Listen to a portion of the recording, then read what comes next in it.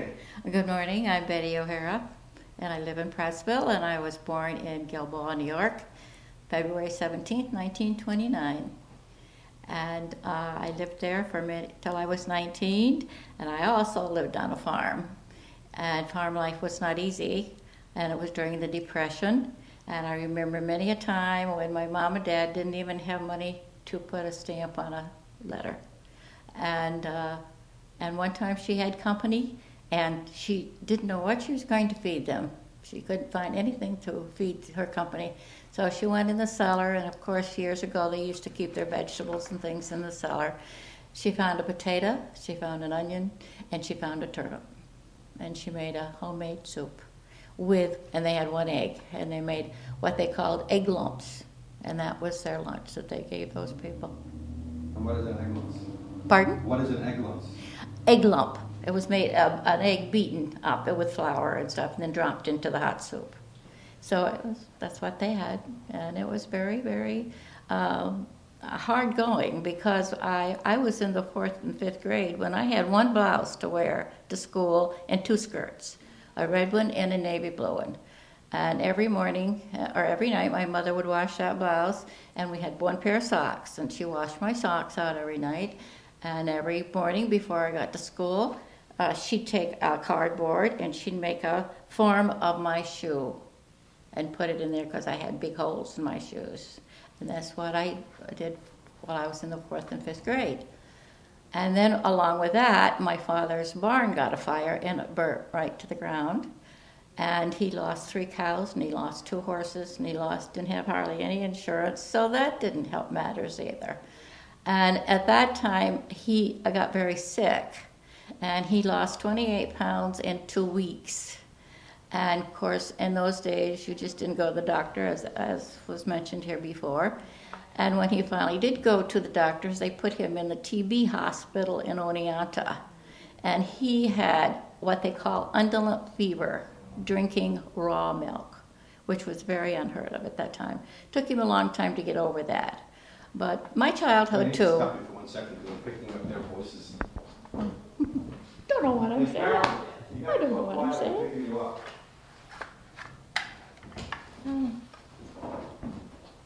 But okay.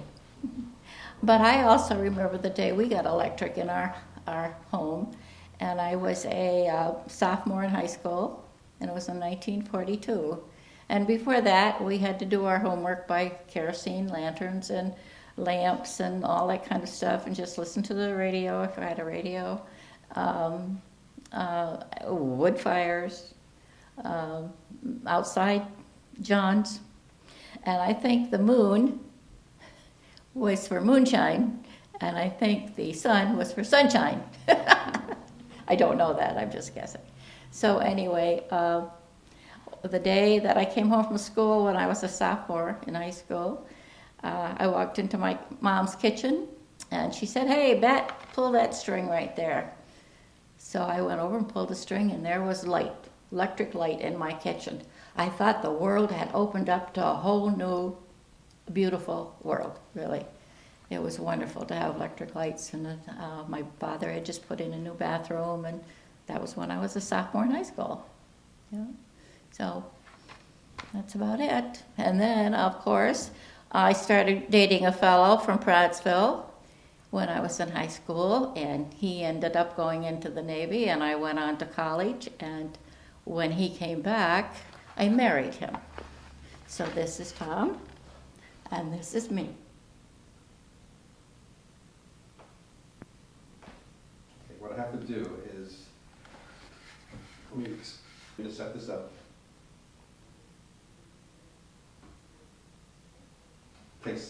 That's why it takes so much money to make a movie, because they have to keep on moving things around. Okay. Okay. Mhm. I graduated from high school in 1946, and of course, in the meantime, I had met a young man from Prattsville, and we had dated each other for 4 years. And when we graduated, he went into the Navy, and I went into college to Oneonta at Hartwick College. And of course, he was home in 2 years, and I was out of college in 2 years, and we decided to get married. And we got married on June 6, 1948. And I moved to Prattsville, and I have been to Prattsville for 60 years.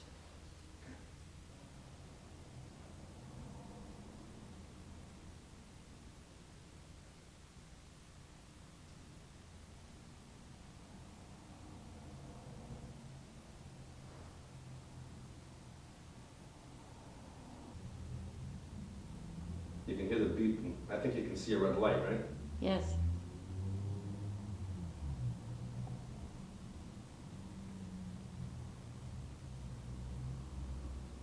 I tell you, the more pictures, the better.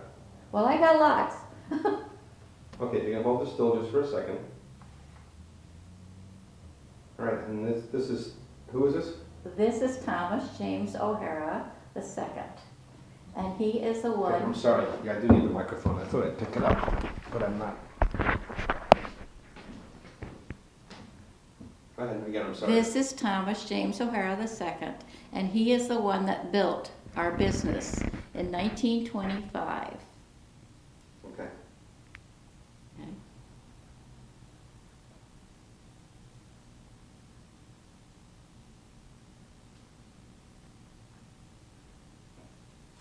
Okay, This is Lillian Nichols, Thomas James O'Hara's wife, whom he married in Kingston, New York.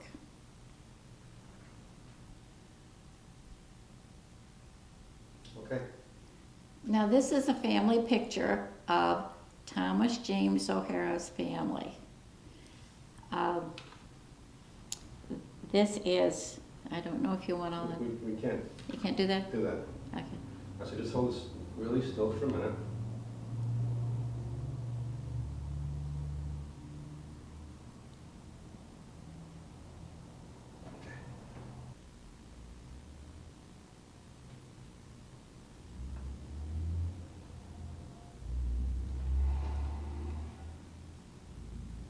Okay.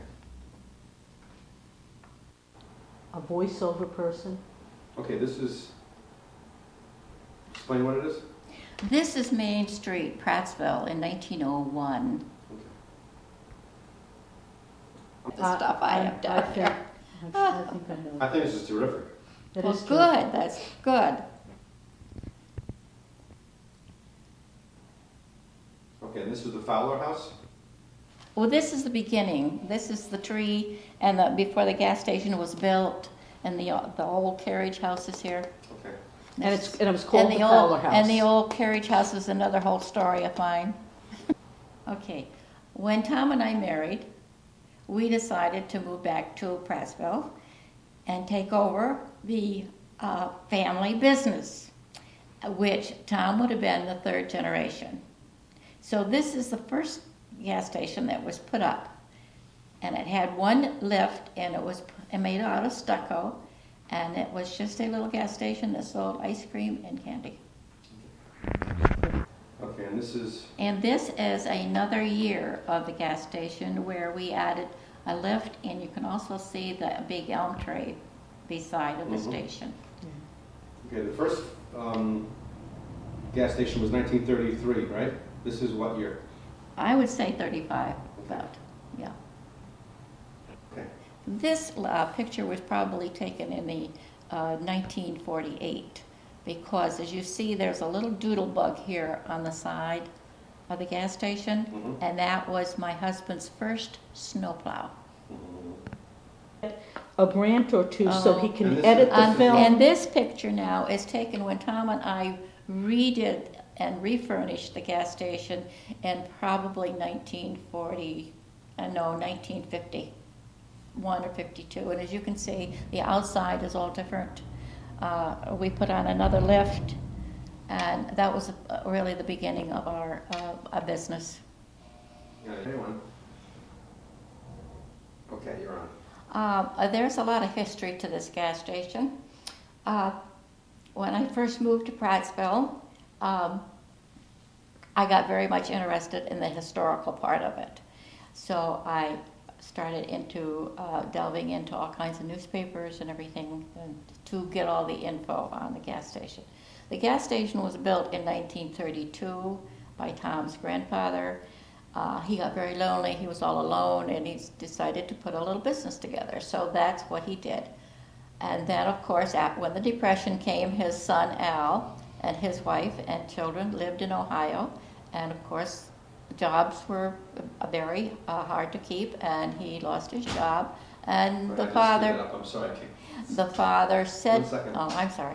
Okay, if you can go back to the He- depression again. I he- just he- kicked the tripod. He lost his job. He so- lost his job in Ohio. He was an engineer, and he had 3 children. And so his father said to him, "Al, why don't you come back and stay with me? I have an empty house here. It's 50 years been empty, and I have a gas station, and I know that we can all have a place to stay and a place to eat." So that's what they did. They moved back. And she said that when she came around the corner from Ohio, she had a brand new home when she left Ohio. When she came around the corner over the bridge and saw the Fowler house, which is our house today, it was an old ramshackle house, and it hadn't been lived in 50 years, and it was a tomato soup color. And it had 14 rooms on the back. She said she literally cried. She didn't know what she was going to do with it. But anyway, they took the 14 rooms off, and in each room was filled with antique furniture, and she threw it on the dump. And when she told me that, I just cringed. But anyway, they took the 14 rooms off, and they put the electric in the house, and the bathrooms in the house, and then that's where they lived till they retired. And Tom and I came and took it over from that. We lived there till we retired. So, Okay, so what year was that? I think they retired in 60 or something like Okay, that. so I need you to say it to me back as a sentence. They retired. in They 19 retired in Okay, 1960, and Stop. Okay, now. they retired in 1960 and moved to Florida. And of course, then we were the main bosses, we thought.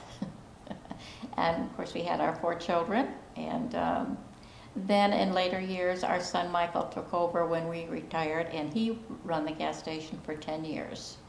And then business got very bad, and then 2 years after that, New York City came in and said we had a small violation, and we didn't know where, because my husband had always been very, very careful about everything like that. But anyway, they said that they had to come in and find out what the violation was.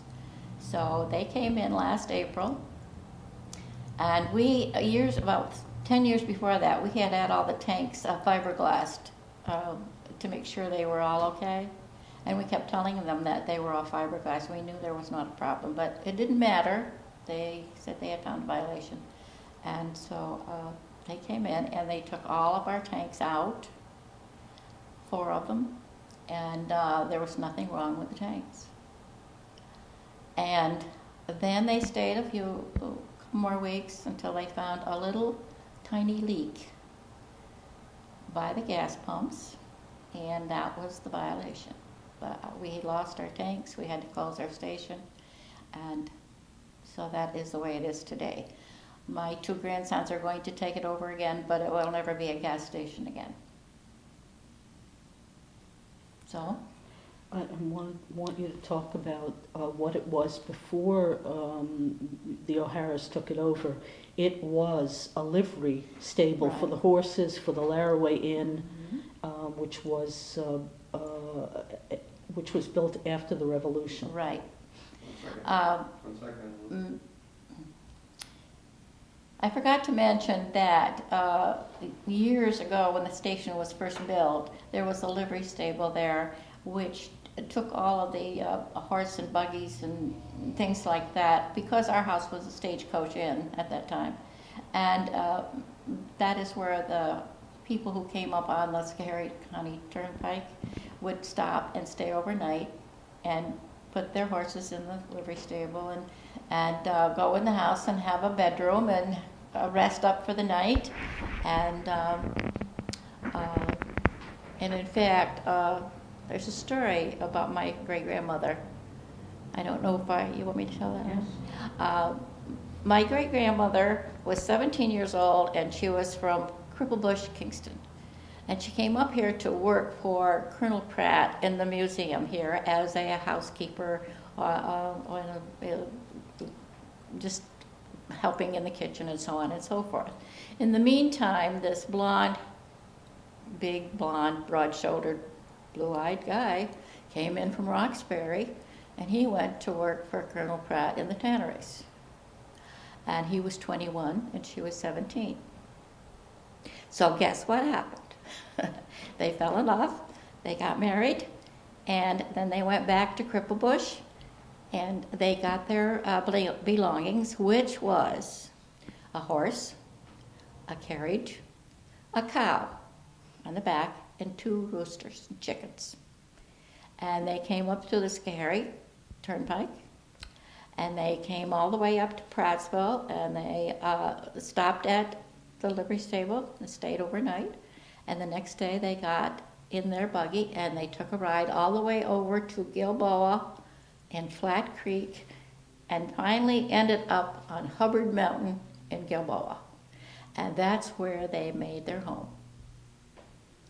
And these were your grandparents? That was my great-grandparents. Great-grandparents. And they had 2 little boys, and one of them is my grandfather. Okay, I need you to say that again. My great-grandparents had 2 little boys. Okay.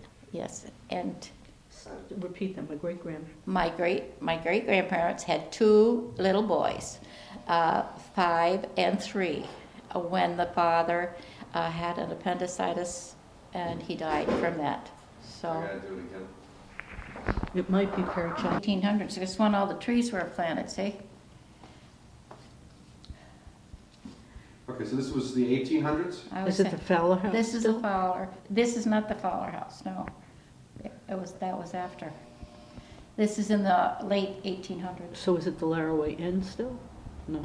No, there was another person that owned it. His name was Mays, M-A-S-E.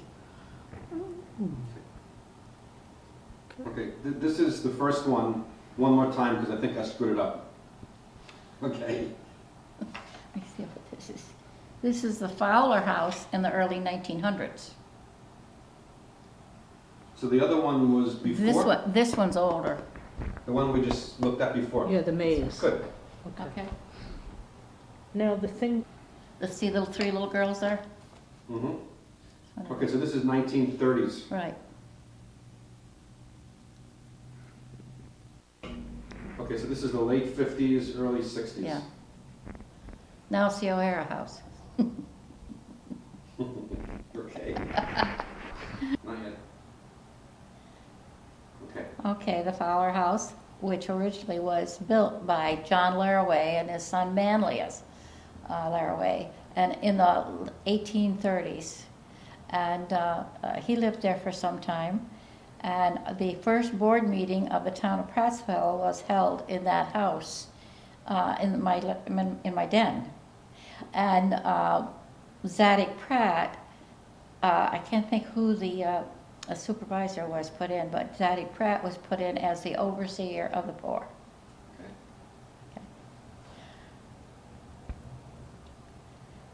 then it became the maze and. And then it was owned by Mays, Mr. Mays, and he used to hold dances in there and a few things. And then it was owned by Charlie Fowler, who did a lot of the improvement and also put in the bar and the tavern. And I have a lot of receipts and things that he made out for his liquor sales and his cigar sales and his newspaper sales and all of this. And I also have this. That is a advertisement for his boarding house or his rooming house, and the terms are $8 to $10 per week. And this is dated 1886. So now, I just want to correct something for the record. And will they come back to Prattsville? Yes, they are. Yeah, that's what Okay. Tom and I were fortunate enough to have 4 children, and here are their pictures. One is Michael, our only boy, and our oldest girl is Mary, who is a flight attendant for Delta Airlines. and our daughter Ann, who lives in Windham, who owns Ann and Company, a beauty salon, and our youngest daughter Erin, who owns her own business, and she lives in Minneapolis, and it's called Administrative Excellence. And she is employed by the Bank of Washington, and she is sent all over the world and does all kinds of speeches and things to promote her business. And we have 6 grandchildren, and we have 3 great-grandchildren, and we have another one on the way. And would you add that one of your grandchildren is presently, I want you to say this, one of my grandchildren, Corey O'Hara, is presently the town Oh, supervisor? yes, I will do that. And my youngest grandson, Corey O'Hara, is now the supervisor of the town of Prattsville. And will your children come back?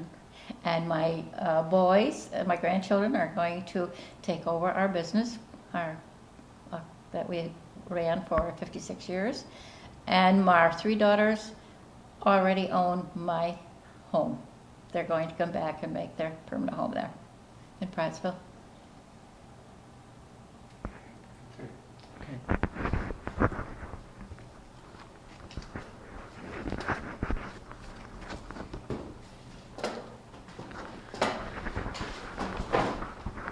I think this is interesting too. Yeah, well, we're gonna come, And this is my home today. I have to get closer to that. well, we can always get it, Yeah, but we just know to see what it is. do you want me to run it up closer to your, Mhm. okay. Just believe it or not, I can go as close as I want. Well, Let me get rid of my fingers here. No, this is just for Okay. reference.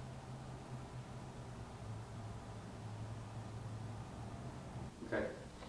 This is also a receipt from the Fowler House, and this is concerning wallpaper, and this is October 4th, 1901. This was delivered to I'm FRL. sorry, wait. Oh. truck. So now I feel like the actors when they have to. They Yes. do, right, go Okay, ahead. take number 17. Okay. This is a receipt from the Fowler House, and it's dated October 4th in 1901, and it's to Charlie Fowler Jr., to FRL, whoever that is, 2 rolls of paper, 46 cents, 1 piece of border, 30 cents, 10 pounds of cement, 10 cents, and a half a day of work, 75 cents. The total was $165, and it was paid on October 7th, 1901. That's great. Now we want you to talk about your, Okay, we got you ready. I came to Prattsville when I was 19. Loved it then, and love it now. I have had a wonderful life here, wonderful way to bring up my children, enjoyed my business. I worked with my husband for 28 years. I've enjoyed every single thing about the town of Prattsville. Loved it and still love it, and always will love it, and never will ever move away. When Tom and I, When did you come to Prattsville? Like, 1948, from where? Gilboa, New York. Okay, so you need to, I came to Prattsville. I came to Prattsville. Wait. I came to Prattsville from Gilboa. I married Tom on June 6, 1948, and I came to Prattsville, and I have been here for 60 years. All of our children were born here, and they all loved Prattsville, and they still love Prattsville. They loved the summers, they loved the winters, they enjoyed every single thing about the area. Of course, at that time, we had many young people that lived here, all of their own age. And I always had a house full of young people in my home. Never knew how many was going to be there for dinner. Never knew how many was going to be there at midnight for a refrigerator snack, which was wonderful. That's the way we wanted it, and that's the way it always was. And How was life in the um, 60s when you were here?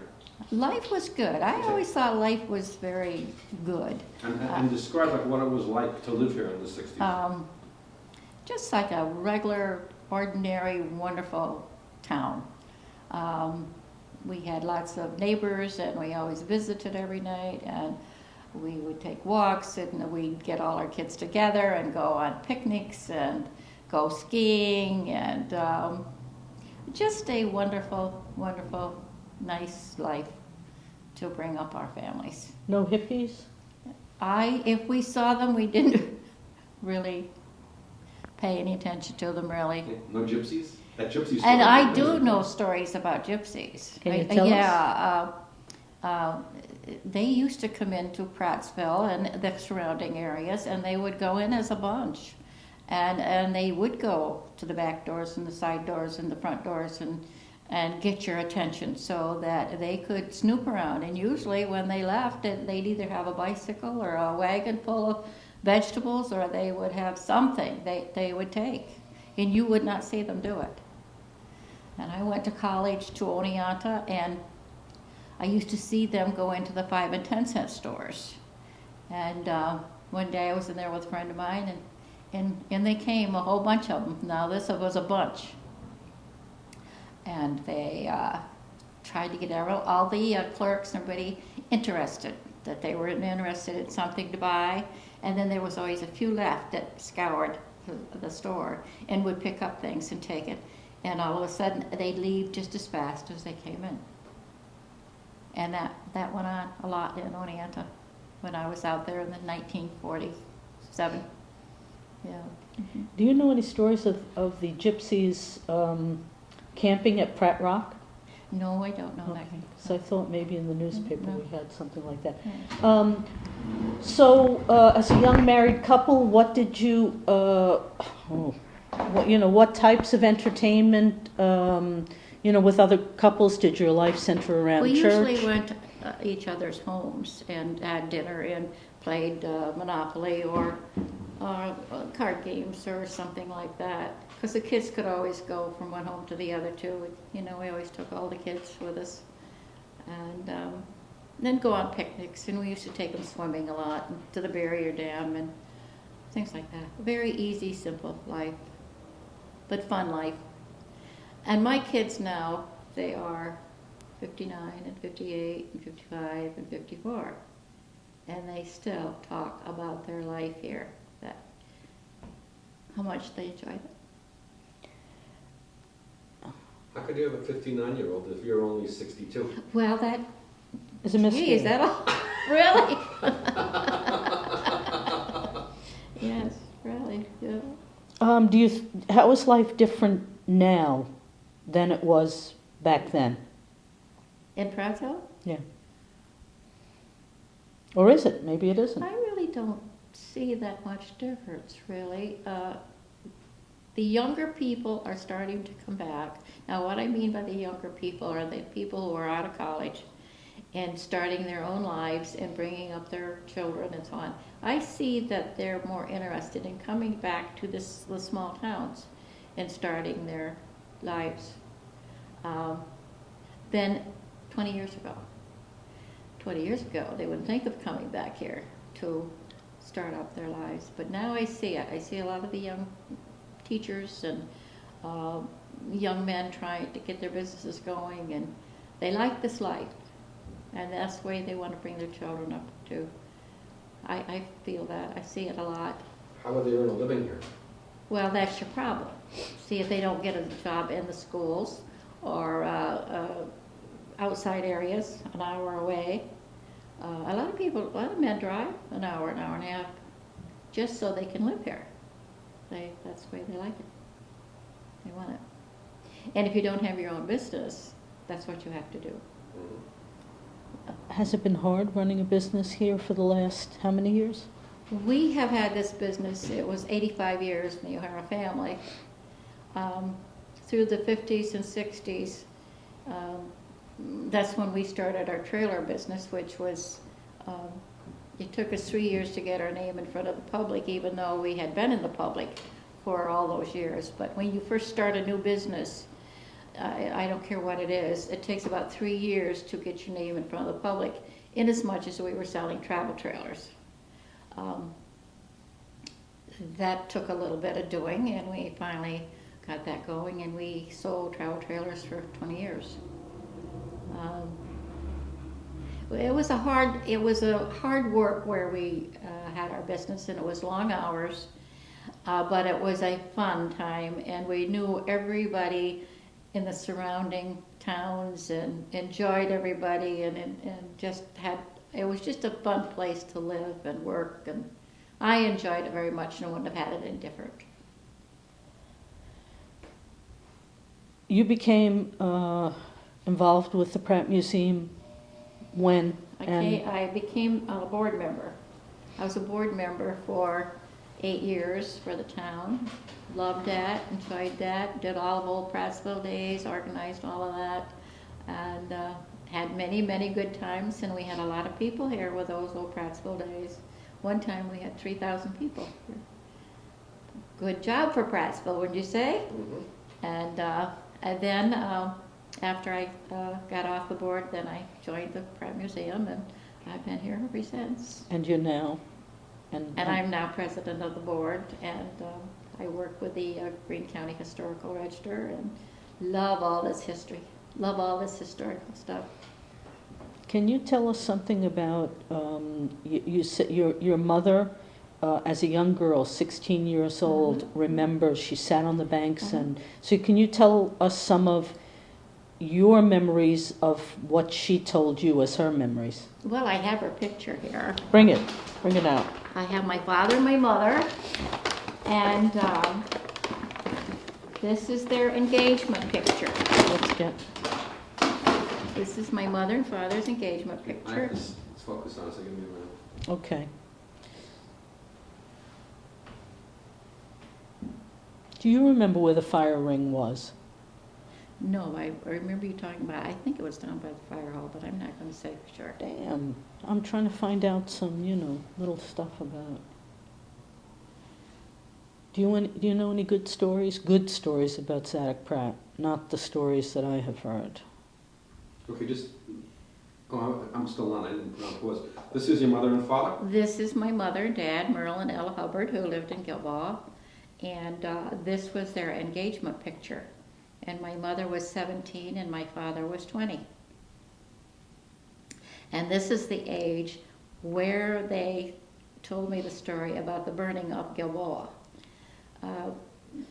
They were down where the Gilboa post office used to be, that little tenant house. My father and mother owned that.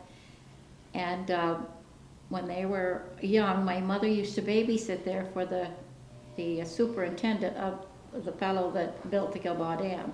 And she was 14, and she took care of the kids and babysat. You need to move the microphone closer. And the burning of Gilboa was set for a certain time.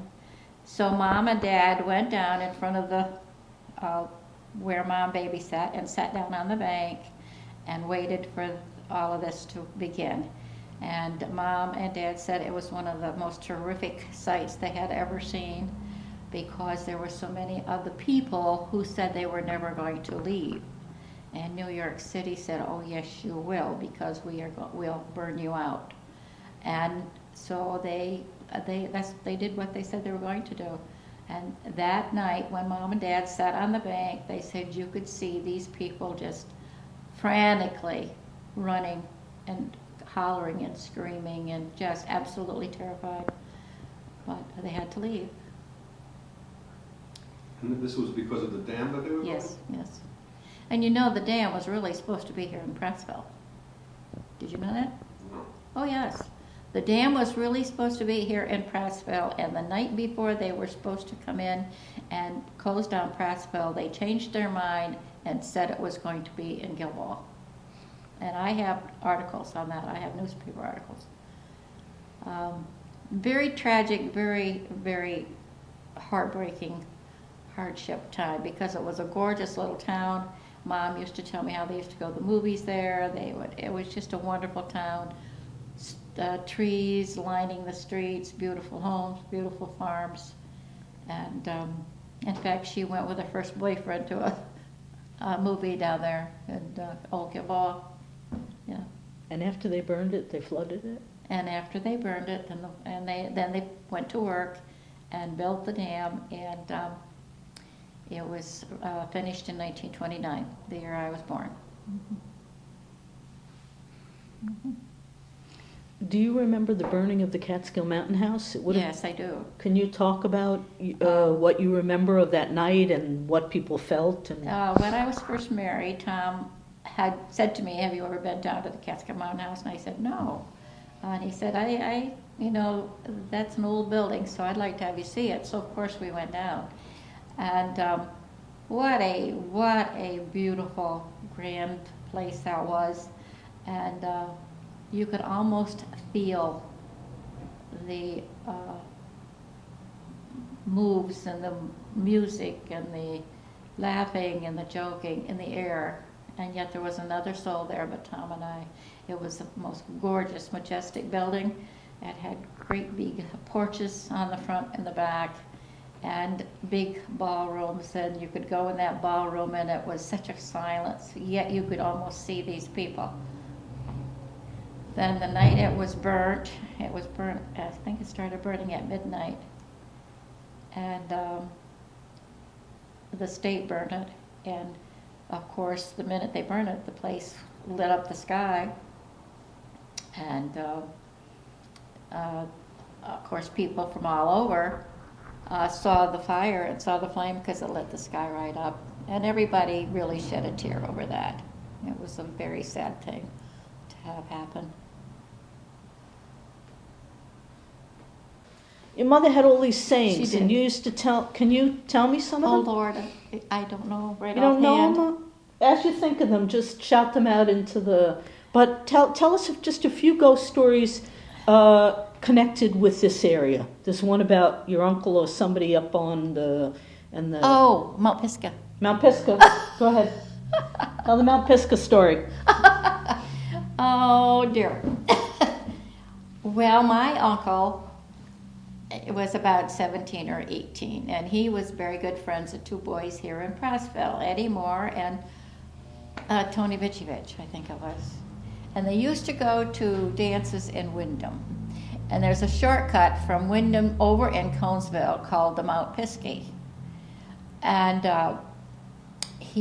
this one time he was telling me about how they'd gone to the dance and so on and so forth, and he said, and I'm telling you, it was a ride home. He said, we came up over Mount Pisgah, and we've always heard about this story about this young girl walking the road, about 13 years of age, and that it was a ghost.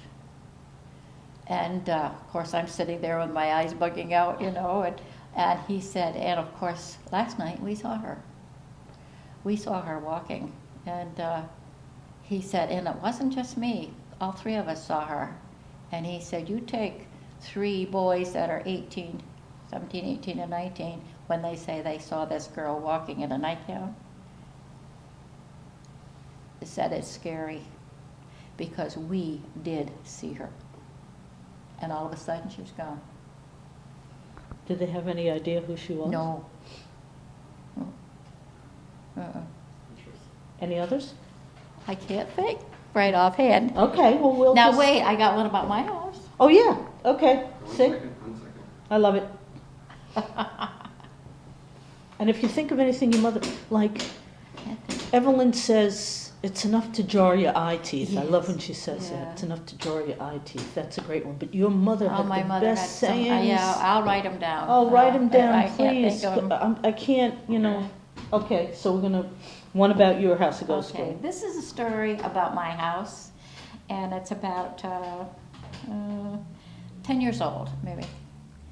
I was sitting in my house one night. Tom had gone to bed, and I sat there in my usual chair, and it was about 11:30, and I looked up and I saw this figure running up on my porch. And I have 2 straight windows on my porch, right around the archway. And this figure had on a black frock with the tails in the back. And as this figure was running, the tails would fly out. And it looked just like he was running and coming right through my front door, which that's where he disappeared to. And I sat there and I'm thinking, that was a funny thing to see. It scared me a little bit, And I'm thinking, maybe it's just a shadow or something. So in about a week and a half, same thing happened to me another night. Same thing, same sight, same figure, same frock, same everything. Ran up on my porch, went right through that window and that door, right into my house. And I'm thinking, that's funny. I've lived in this house I don't know how long, and I've never seen anything like that before. So in a couple weeks, Tom and I went to North Carolina, and we went to my daughter's, and she loved to go yard sailing. So we went yard sailing, and it was kind of a rainy day, and we stopped to this place, and we went in, and Ann said, "Oh, you live so close by," and we didn't come out this morning because it was raining. They said, "Well, you should have come out." I had all of my grandmother's and grandfather's antique clothes here. I sold them all, but this jacket, this coat. Ann grabs it, said, "Mom, take it." So anyway, I said, "Okay." So when I got ready to go, I said, "How much for this jacket?" And he said, "I'll even give you the box, $1. And I noticed on the front of the box it said, "Dad's frock coat." That's all. I didn't think anything about it. I came home and threw it in the back of the truck, and I never looked at it till we got back to Prattsville. And we drove in the driveway, and my grandson Corey, he was about 15, 16 years old, came over and he said, "I know, I'll help you unpack." So we said, "Okay." So he picked up this box. And he said, "What's this, Nani?" And I said, "Oh, that's an old coat. I bought it to a yard sale." So he opened up the box, and he took this coat out, and it was that frock coat that I saw on the porch 3 weeks before. I never said a word to him. I said, "May I try this on?" I said, "Sure." Fit him to a T. Couldn't have fit him any better. I said, "Oh, that looks good on you, Corey." He said, "Yeah." He said, "They want me to be in a parade to Catskill. They want me to be Zadig Pratt." And I said, "Oh, okay." He said, "May I wear this?"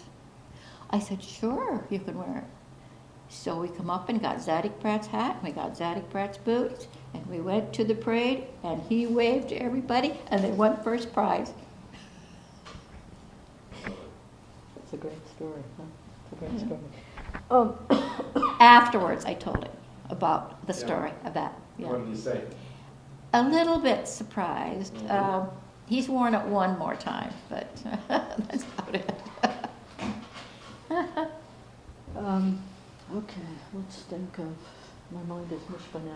I asked you about the Wright School, you don't really know. I don't know a- anything about the it's Wright before the- School. Okay. Yeah. The Opera House, do you remember, or was that before your, I don't The remember Opera when it House was burned. down here in the middle of the town on a building that I think it was the old fire hall. I think it was too. Yeah. Was it there at your, No, I No. never remember it being there. okay. Um, Do you remember this place, and it was, what was it? This was an apartment house. Can you talk about, This was an apartment house, and it had, I think, 6 or 7 apartments. Not really an awful lot, because I never came in. And then in the 1951, wasn't it, that they redid it? it was 59 when they formed Okay. the museum, and it was All right. actually 76 when they redid it. Okay. But, all before that, it was all apartment houses, and my kids used to come in here because there was a lot of young kids that lived here, and it certainly didn't look like this. Do I need to say more?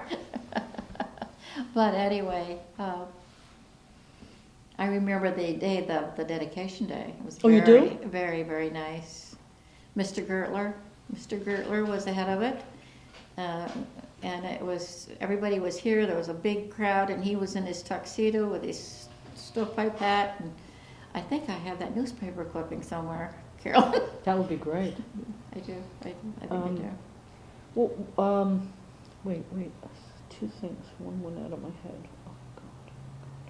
Well, let me ask Oh, Dr. Sutton, do you have any memories of Dr. I Sutton? have, yes, he Yep. delivered me. So can you tell the camera? Dr. Sutton delivered me over in Flat Creek. Okay, one In- second. Carmen, you have to aim the microphone. Oh. This microphone's, not you. Me, I have to do it. Okay. The tip of it is what picks it up, not the sides, right? Oh, okay. Dr. Sutton was a Prattsville doctor, and he was a doctor that delivered most of the babies in the area. And of course, my parents lived in Gilboa, and of course, my mother had Dr. Sutton. Of course, one visit probably.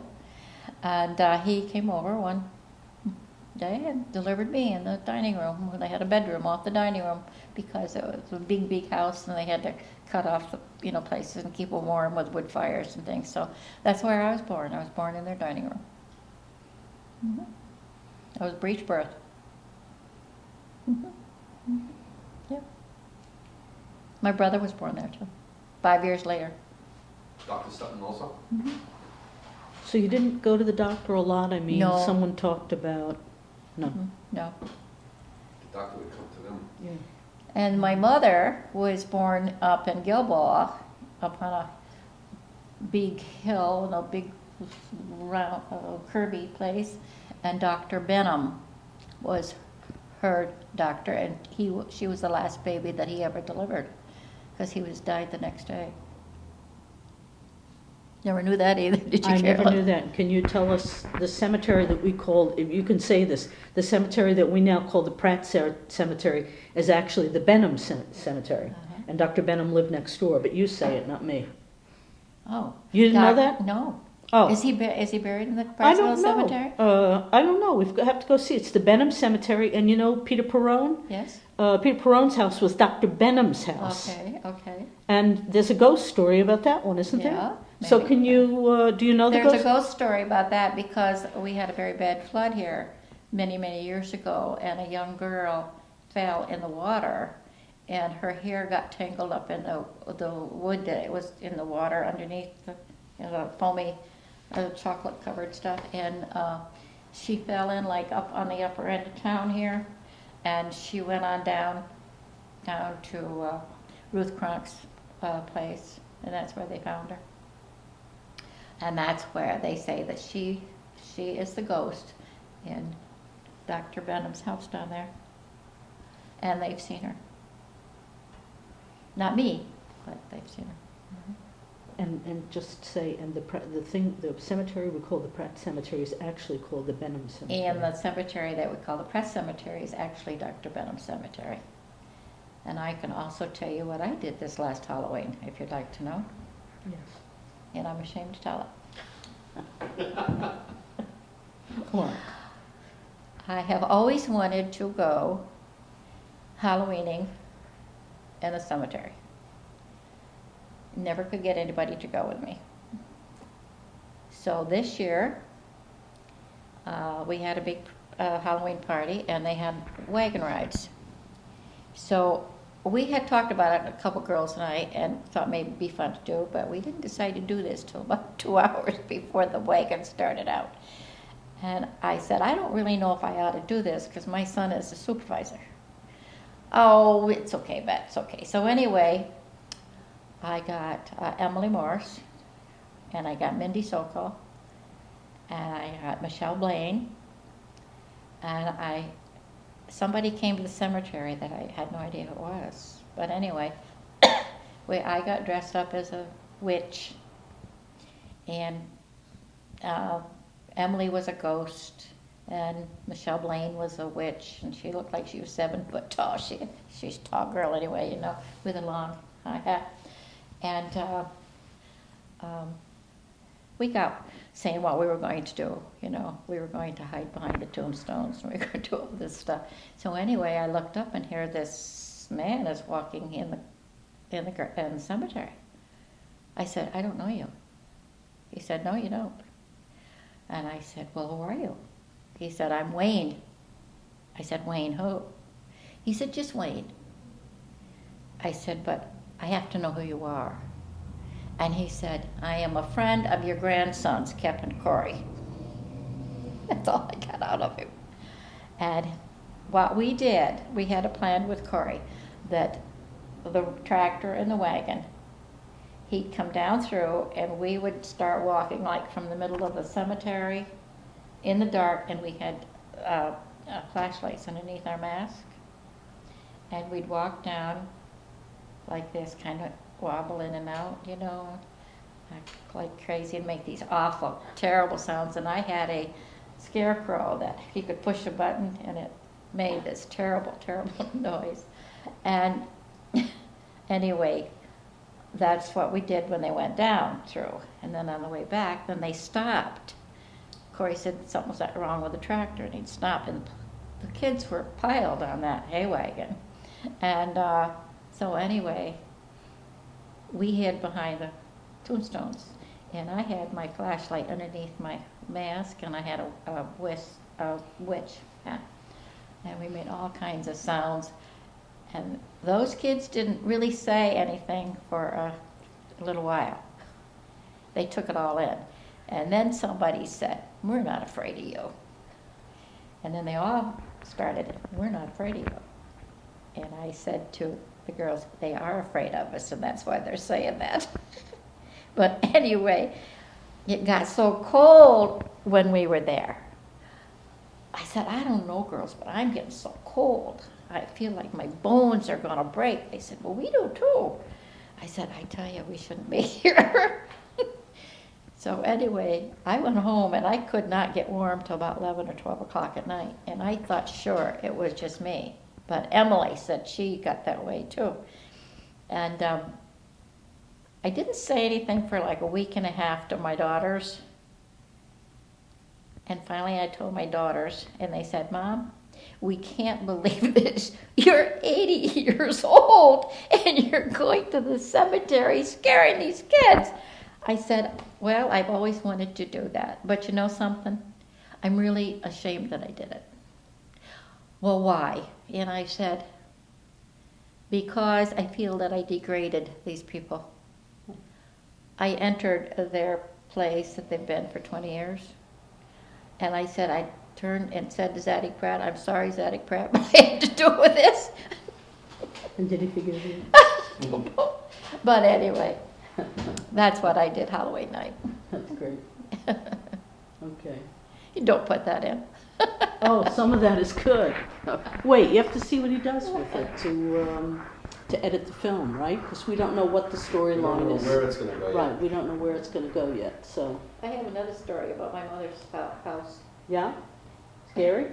Yeah, Halloween, kind of scary. There's a cemetery down below my mother's farm, just below the farm. And it's been there since the house was built, and the place was built in 1834. And we've always gone down there and cleaned it and got the graves all nice and everything. And so anyway, about 12 years ago, I had two daughters that lived in Minnesota, and my mother looked out the window, and here was this travel trailer driving in the driveway that had Minnesota plates. She thought, "My gosh, Betty didn't say anything about the girls coming home from Minnesota." So she said, "Hi." Why don't you? Then she realized it wasn't our girls. So this lady and man and another lady got out, and they said, "Are you Mrs. Hubbard?" And she said, "Yes." He said, "Is it all right if we go down and look at your cemetery? We're looking for our great-great-grandmother, Case. Somebody in Colesville told me that they thought if any place she might be here." So they went down, and they found her. And she was very young. She died in childbirth. And they cleaned the grave all up and everything, and got it nice. So anyway, and about, I'm going to say a month after that, Mom said that she was sound asleep in the house. And she woke up because she heard steps coming up the stairway. And she said, I looked up, and here was this man in jeans, and he had a red-green plaid shirt, and he had a cap. And she said, it startled me because he was very real to me. And so I said, well, what did you do, Mom? I said, well, what do you want? She said, and he didn't answer. And she said, and then he disappeared. So she told that. And my grandson Ryan, you know Ryan, he said, Grandma, I'm glad you finally said something like that, because he said, I go hunting down there a lot. And he said one time I went down there, it was quite foggy, you know, and he said, I looked up and here was this man in jeans and a red and green plaid shirt. Okay. And he said, that's the same one you saw. So then we told it to Vernon Pickett. And he said, I'm so glad somebody has said that to me. Because he said, I've been hunting and I have seen that same man in that cemetery. So now here's 3 people. That's great. Do you know who he is? No. That's all right. These ghost stories, I love them. And my mother died when she was 92. And this was about when she was 80 maybe. Uh-huh. Did you, where did you go to school? Gilboa Central. Gilboa Central? So- From first grade on? No, I went to a little. We got about 8 minutes left. Okay. So We let's talk went about to. the We went one to. room. I went to a little tiny school called Owlsville over in Gilboa that the Gilboa Historical Society is writing all about. And I went there. My father left me off. He was a bus driver, and he let me off there every day to go to that school. And it was a one-room schoolhouse. And all these kids were there. And we had a wood fire. And we'd go out and play in the spring and summer, and we'd go across the street into a creek, and that's where we played, in the creek.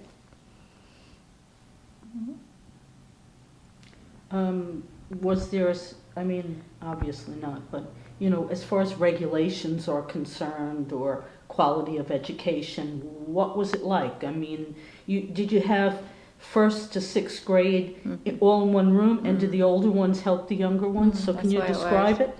It was just a one-room schoolhouse, and I think I was the only one that was going to first grade at the time. And this teacher, her name was Belle Moore, and she'd work with me for a little while, then she'd give me a little work, and then she'd go to the next group and the next group, and she took care of all the kids. And it was up till 6th grade. With the And the other school at Gilboa was opened in 1929. Gilboa Central? Uh-huh. And what grades did you? I went there from first grade till I graduated. I was the 14th graduating class, and my aunts were like the first or second graduating class. My father was a bus driver. Was your mom a homemaker? Oh yeah, So she didn't she go loved to work. stay home. She loved to cook, bake, can. So typical homemaker. Did you And tell she me loved to sing. She was a very good singer. Uh-huh. Would she sing in the choir? Oh yeah, she sang at church, the choir. Very, very good singer.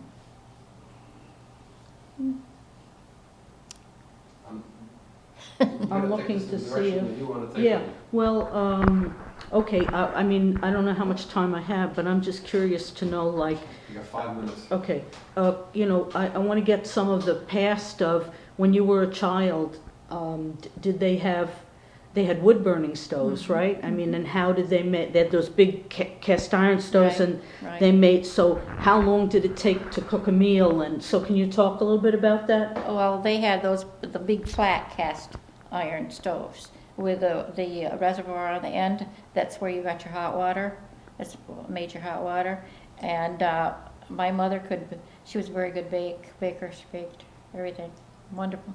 And we had these big pot belly stoves in the dining room and in the living room. And You got to start it again now. Every time you I'm use the sorry, microphone, I listen don't- where do we got to start? From the beginning of it. Okay, About- the flat things. Oh, Mom had a cook stove that was a big flat black wrought iron stove, and she had there was a thing on the top. I can't think what it was called, where you put your crackers and your stuff to keep it warm. And then they had the reservoir on the side where she got all of her hot water, and it was all wood. It wasn't anything else. It wasn't coal. It was wood. And Mom always baked. She had something in the oven all the time. She could throw a cake together so fast. But when she got her LP gas, I'll have to tell you this one, she was making a cake for a bake sale, or a first prize thing. And she got it half baked and the gas went out. So she called her next door neighbor and said, "May I bring my cake up and finish it being baked?" She said, "Of course." So she threw it in the car, went up to the neighbors, threw it in the oven, baked it, brought it home, put the frosting on, and she won first prize at the picnic. That was funny too. And what about picnic lunches? I mean, was that something earlier than your own, growing up where, you told me box lunches and people used to buy each other's lunch? Well, what was that? We 'Cause used to have parties when they'd have these box lunches, and you would bid on them, and that's how they'd make money. But they always had, see down at the gas station when Tom's mother and father first went in there, they sold box lunches. And they had Lillian Marquardt down there as a waitress and Henrietta Brainerd as a waitress. Now that's Elliot's mother. And so these box lunches, Yeah. they would box the lunch up, bring Uh-huh. it to a place. And I would buy your, go ahead, Uh-huh. so tell me. And they now. would auction it off. It was just a time for entertainment and have a good time and that kind of stuff. And the money would go to where? Charities or whatever they had. Yeah, uh-huh. But a lot of picnics. They used to have a lot of picnics. The families would get together for picnics a lot. Dances? Huh? Dances, yes. Mhm. Where were some of the dances held? They'd have them in their homes. What they would do is they would take, like if they had a big room and it was their living room, they'd move all the furniture out. So they'd have that room as your dance place. And then they had, everybody brought stuff for refreshments. And at midnight, everybody would eat refreshments and they danced one more hour. And then everybody would go home. But they danced in these homes. My mother used to do that. Mhm. Oh, that was fun. Yeah. 2 minutes. Okay, We don't have to go to the end, we can stop. yeah, I know. I just, I'm thinking randomly. You don't remember the trees here? 1,000 trees, They 100 were trees, I thought. 1,000 trees 1,000 he trees? planted, and that was an elm tree. It wasn't a maple tree, what I told you today. I think I told you it was a maple tree down by the house. It was an elm tree. And it was the biggest roadside elm tree in New York State. And it was 320-some years old when they cut it down. And they cut it down in 1955. It was huge. The limbs went way across the road, almost to my house. That's how big it was. I have pictures of that. Why did they cut the other trees down? Because it was the elm tree beetle killed them all. So now all the trees you see now, the recreational committee put those all through here. I got all those trees for the town. And Jimmy Young's boys were 8 and 10 when I got those trees, and they helped me plant them all. Mhm. Okay, so we go. Okay, Good. okay, very good, for now. I'm starting to wind down. I think we have Ruth Kronk, if we can, I'm gonna call Shelley and ask her to call and find out if Ruth is